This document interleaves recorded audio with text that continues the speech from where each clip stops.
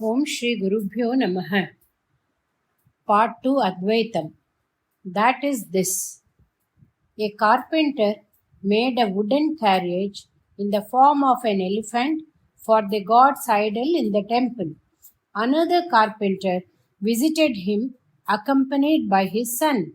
When the second carpenter neared the carriage, his son warned him, "Daddy, be careful. Don't go too near the elephant.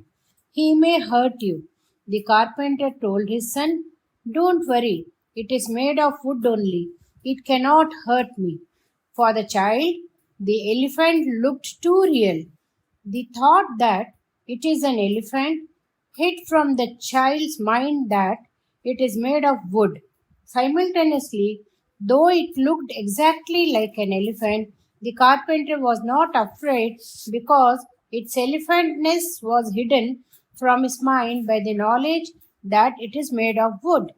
The elephant merged in the wood, and the wood was hidden by the elephant. மரத்தில் மறைந்தது மாமாத யானை மரத்தை மறைத்தது மாமாத யானை, says Tirumular in Tirumantiram, a collection of 3,000 such poems by him. Tirumular was a great poet of yore.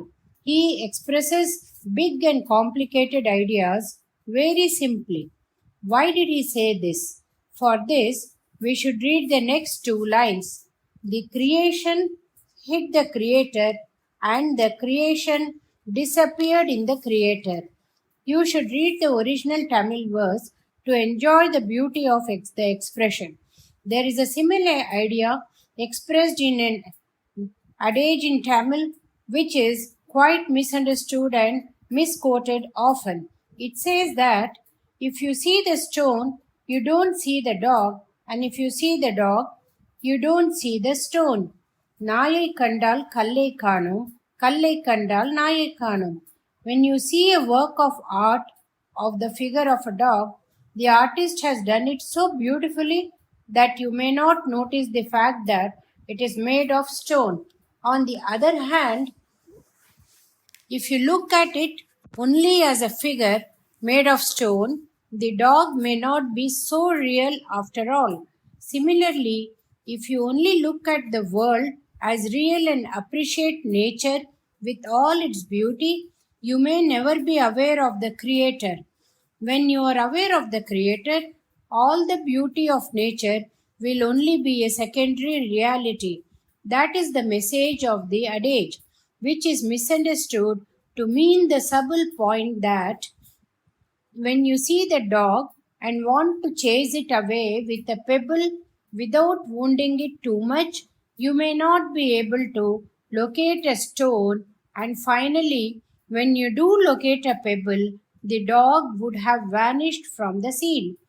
Coming back to the original idea of the elephant made of the wood, the elephant and the wood were never different. They were one and the same. The view changes with the perspective. Similarly, the unseen Paramatma or God and the apparent universe were never different. The doll of the world is made up of the wood of Paramatma. In our minds, the world of space, air, fire, water, and earth hides the reality or divinity from our view. For the realized souls, however, they see the same God in everything. That is all right. Why all these stories? What we need is a comfortable life, for which we need enough money. We are not concerned with Paramatma, God, divinity, Brahman, it's Brahman, etc. Okay, let us say that we all become rich. Will that give us a carefree, peaceful life? Look at the so-called rich countries of the world. Are they peaceful? Even if everybody becomes rich, every individual will desire that he should become richer than others. For achieving that, there will be a competition and conflict. It is human nature not to be satisfied with the available comforts, but desire that it should be more than others. Even if everyone is to get equal comforts, then people will compete with others. That such comfort should be available to themselves first. Let me give you one small example. See here itself, you all know that at the end of the function here, I give a spoonful of holy water to each and every person. Everyone also knows that I will not leave the seat till I have served everyone. Still, are you able to quietly and calmly able to come to me with the attitude, let me get it in my turn? You come to me with the idea that you should get that udrni of water earlier than others. With that intention, you jump the queue, step on each other's toes, and brush aside others, virtually creating a stampede. Till there is competitiveness, no one can have the peace of mind. This cannot be offset by economic prosperity alone. To overcome this competitiveness, one should get the awareness that there is no one else to compete with. Then only one can have wholesome happiness. So instead of saying, why bother about self analysis and such things, be convinced that Atma Vichara, that is, self analysis, is the priority one task. KTSV Sharma adds, to find out the answer to the question, who am I, is Atma Vichara. The famous Ramana Maharshi of Tiruvannamalai says, I quote, every day spent without trying to find the answer to this self-analysis is tantamount to suicide. If we are not to purchase all the agonies of this world, we must persist with the thought, this world is not what it looks, not the way it seems to be. This is the Maya of God. Without this understanding, whatever be the economic advancement, whatever the worldly achievements, one will find that this world is steeped in darkness. We should never give up the effort to attain to the light of knowledge, which chases away the darkness of ignorance. Even if the sun is to be lost, the light of Jnanam should not be lost sight of. Why God for Advaita? It is the belief of Astigar or Gnostics or Theists that this world or universe has been created and run by God. They say that for every action there is an effect at the moral level of God and of good and bad other than the apparent effect at the physical level. God is believed to be the one who gives the resultant effect. Let it be so. But why should we have bhakti towards God? You may ask. You may also object on the grounds that firstly, He didn't create us with our permission. Secondly, there doesn't seem to be justice in His conveyance of results. Thirdly, if He is going to remove our complaints only depending on the intensity of our prayers, then your claim that God is an ocean of mercy fails. If God is amenable to prayers, then it only proves that He can be manipulated. Fourthly, the connection between the action and effect is not very evident. So, why pray at all? Why waste time on bhakti and such activities? The great Nilakanta Dikshadhar addresses this quandary and answers in Ananda Sagarastava. He tells Madurai Meenakshi Amman, Amma, I don't have to tell you anything. You know everything. But if I don't tell you my problems, I feel heavy inside. When I tell you my problems, the very telling of it gives me some relief. No one can keep their problems unmentioned. Just saying that, airing it gives some relief, without any reservations as to how we may be understood or misunderstood, we can tell it to God, whether He gives us solace and relief without our asking, because he is an ocean of mercy, or because he will justly give effects for our actions or without changing the effects. He may only give us the capacity to face the problems, whatever it may be. There is some solace in the very act of a prayer. But I am not recommending devotion to God for amelioration of problems only. I am not saying that we should be thankful to God because He is our Creator.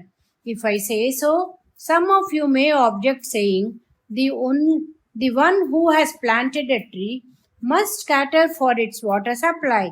That is his duty. Why should we be thankful for that? I do not talk about devotion to God for any of these reasons. Problems and pleasures of life both are capable of affecting one's mind. This mind stillness is the most ideal state. All happiness of the world is only temporary, with the intensity varying with perspective.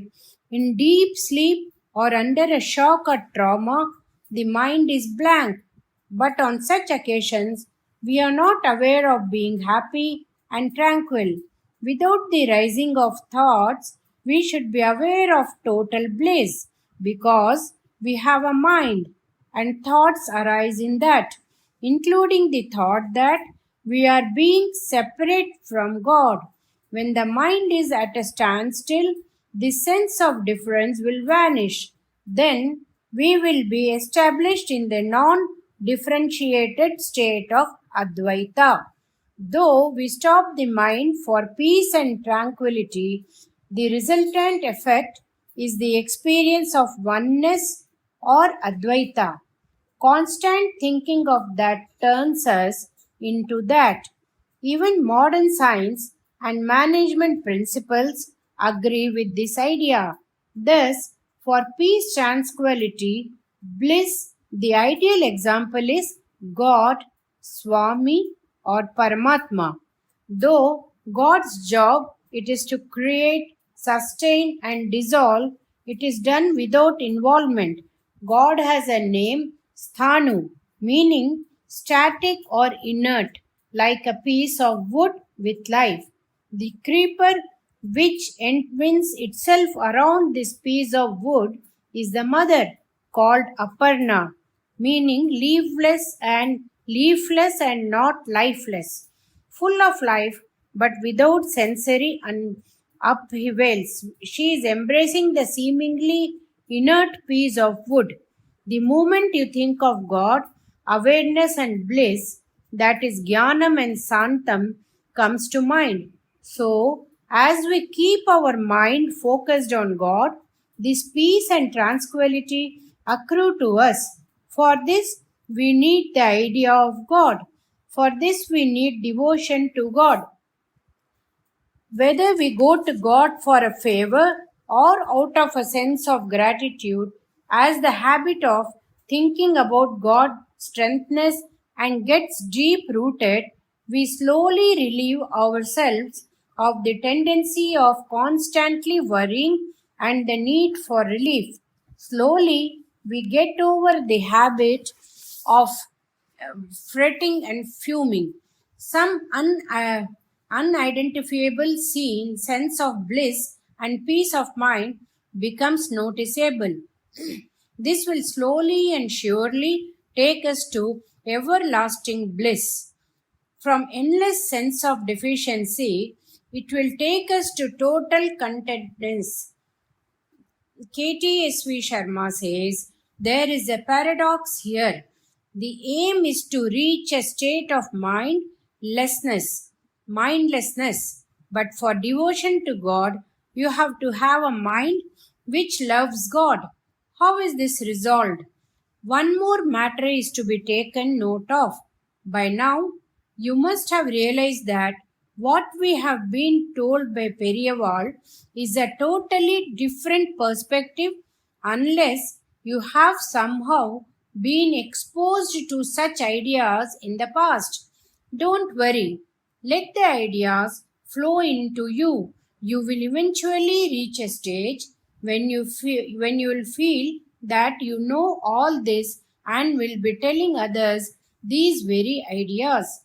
To continue from where we left off, it is a fact that to make the mind thoughtless like an inert piece of wood, self analysis, meditation, yoga are the only ways. Then, why am I talking about devotion?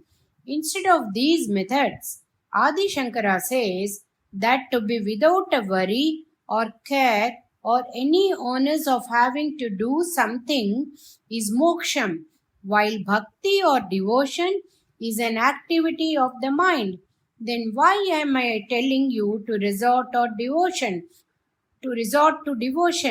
Adi Shankara says in one place that the best method for moksham is through devotion. But immediately in the next sentence, he gives a new definition of devotion. He says, to analyze oneself and to be steeped in such endeavor is devotion. So, the devotion he talks about is the same as yoga of the mind and heart in God or Atma Vichara. Despite Adi Shankara's this definition of devotion, which is contrary to popular understanding, he himself laid emphasis on the importance of rituals in connection with Chandramaulishwara Puja, Panchayatana Puja, and such activities amongst his followers, despite keeping Nirguna Upasana or deep immersion in the formless attributelessness of God. As the ideal, he himself established Saguna Upasana and was acclaimed as Shanmada Sthapakar. These last two words of Shanmada Sthapakar is for the fact that he re-established the wholesome ritualistic worship of Vinayaka, Shiva, Parvati, Surya, Vishnu, and Shanmuga, known respectively as Gyanapadyam, Shaivam, Saktam, Sauryam, Vaishnavam, and Kaumaram. He went around the length and breadth of India on foot to many temples from Kanyakumari to Kashmir and composed songs of high literary and devotional value. So, it is clear that he fully approved of devotion in the commonly accepted mode. However, in today's world, especially amongst the so-called elites, educated class, yoga and meditation are the in thing. Devotion, puja, rituals, going to temples, and such activities are looked down upon. All such activities are called blind beliefs, and devotion is sentimental. But let us pause for a moment to see as to why Adi Shankara, who was deeply rooted in Atma Jnana, also approved of or rather strongly encouraged devotion and ritual procedures. He approved of all daily, periodic, and seasonal procedures, duties, fasts, and so on for devotion. Why? Let us try and answer these questions. We are deeply involved in worldly affairs. Our minds are all the time relentlessly running after endless pursuits. Let us say that we sit down with the decision that we are going to meditate for some time. Not even meditate. We just decide to go blank, not thinking about anything for a few minutes, like when taking a short break in between hectic activity. What happens? Within no time, we find that our minds have duped us and run away in more directions than one. We try in vain to be thoughtless. Our attachments, hatreds, sorrows, fears, joys, apprehensions, desires, doubts, and so on continuously keep buffeting us from all sides. Followed by endless plans to do this or that, and so on, ad infinitum, ad nauseam. However much seriously and sincerely we tell ourselves to go blank, to deeply submerge in the self, we are not able to do that. What is the reason for this incapacity to control our mind? The reason why we are not able to control this mind of ours is our past actions or purva karma. So, in the next chapter, let us look at karma in greater detail. This human mind has been likened with a monkey because it jumps from one branch of tree to another for no apparent reasons. It is restless like a monkey. The human mind has been compared with the worm which catches one point with its forelegs, contracts its whole body into a U, catches the same point with uh, its hind legs, and then expands its body so as to catch another point with its forelegs. Again, it is compared with the trunk of an elephant, which keeps oscillating even when it is asleep, till the elephant handler gives it something to catch hold of, like a flower garland for the deity in the temple or the tail of the elephant in the front. The oscillations of the trunk does not stop.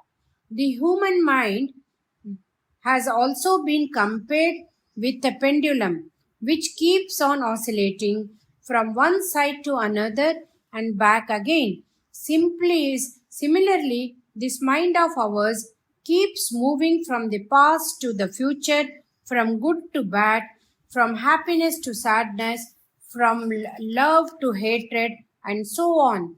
The reason for this, says Periyawal, is Purva Karma, past memories, or Vasana, the smell of the past. KTSV adds, as I am typing this, it is Father's Day. My father used to say, if you have to give 1 rupee to someone, you and him will take another life for this purpose. So also, if you have to take 1 rupee from someone, both of you will be born again. So return your loans, and when you give with love and not as a loan. I wish you all a very happy Father's Day. Till the accounts are cleared or balanced, till past negative and positive samskara are worked out, the self-realization or Atma Anubhuti will not occur. The Karma Phala Dhata, or the fruit giver, is God Himself. So, how to clear the credit account? This is done by not assuming that you are the doer or giver. How to clear the debit account? Only way is to earn good merits to offset the bad demerits. Once again, without the idea of ownership or doership. Let him clear his accounts, at least in his next life, is the reason why we are given a next life. But what do? We further add up to the debit account. We not only fail to offset the previous imbalance, but further accumulate negative samskaras. Adi Shankara connected karma and bhakti as a prelude to realization. The sins are of two types. One is by the body and the other is by the mind. To offset negative karma, positive actions are required. To offset negative thoughts, positive thinking is required. What is positive karma? The duties as ordained by the Vedas are positive karma. This worldly life should proceed smoothly. The actions of the intelligentsia, the arms of the government, trade and commerce, and service oriented people should all be done in a coherent manner without conflict. So, depending on your area of responsibility, the duties of all classes of people are clearly defined. When work is performed without transgression of dharma, work becomes worship. When do we end up committing sin? Narrow selfishness is the reason that we end up sinning. When we do things we ourselves recognize as wrong, for some small selfish advantage, we become ready to commit any offense. In the bargain, we load into ourselves hate, fear, worry, and such dirt. Instead of doing anything of our own volition, if we start following the injunctions of Vedas, wherein dharma is the main parameter, we automatically get rid of greed, hatred, and competitiveness, etc. This division of work is meant for the welfare of the society. Over and above, it is aimed at the well being of the universe as a whole. It is in understanding this that we get rid of a narrow sense of selfishness and develop a more liberal attitude. Thus, when our actions are governed by common good as against selfishness, it has a cleansing effect on our body and mind. It does well for the society while simultaneously cancels out the negative tendencies. Instead of me and mine, when we work for the benefit of all, the efficiency also increases. Since we get rid of clever scheming, double dealings, we deeply get involved in the work. The time for sinful thoughts becomes less. Action and thoughts are closely related. When we sit down idle, there is great scope for the emergence of sinful thoughts. So, the English proverb, idle man's brain is the devil's workshop, is very pertinent here.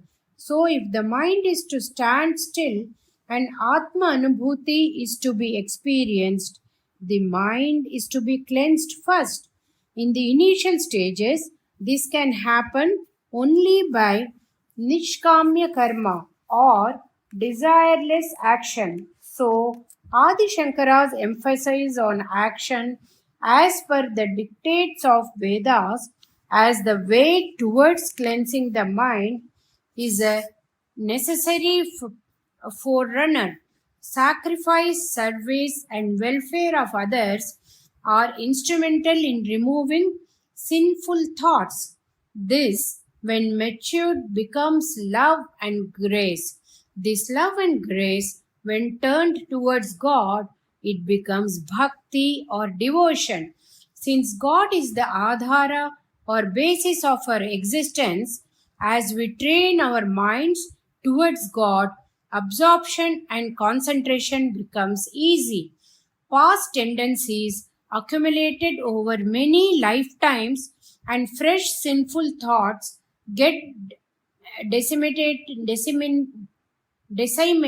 out of existence. Total concentration on the idea of the divine to the conclusion of all other thoughts becomes our nature. For complete disappearance of the mind, the prelude is to catch hold of the idea of God. Thus, the mind, which was running in thousands of directions, slowly gets used to remain attached to one idea and surely and steadily gets merged like a doll of sugar gets dissolved in the river. At the end, this will result in the permanent experience of bliss or sahaja samadhi. This ladder or staircase towards total annulment of mind in dhyana yoga, action through devotion, has been repeatedly emphasized by Adi Shankara. Devotion to divinity that starts as chanting, japa, or rosary, visit to holy places, etc., becomes one's nature. This is contrary to the state of mindlessness that is experienced during shock, trauma, deep sleep, or drunken stupor. I am emphasizing devotion for this specific reason that It progressively makes it possible to experience the complete bliss of oneness to the exclusion of otherlessness. Om Shri Mahaperiva Sharanam.